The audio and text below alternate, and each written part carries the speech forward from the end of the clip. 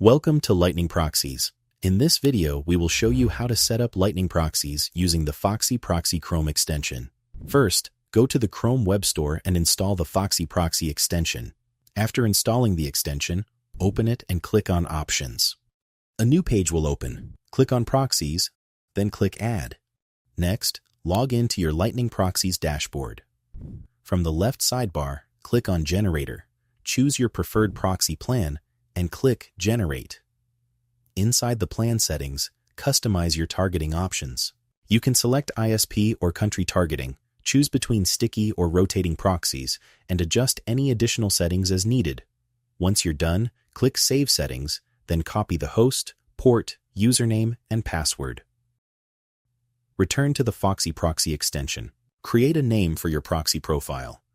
Select your preferred protocol, and paste the host, port, username, and password. Then click Save. Finally, activate the proxy from the extension. And that's it.